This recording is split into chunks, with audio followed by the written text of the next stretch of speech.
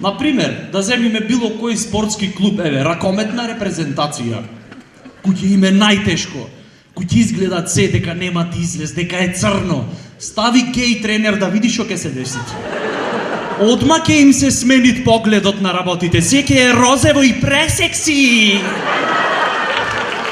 Никој нема да ги гибат во деветтерец.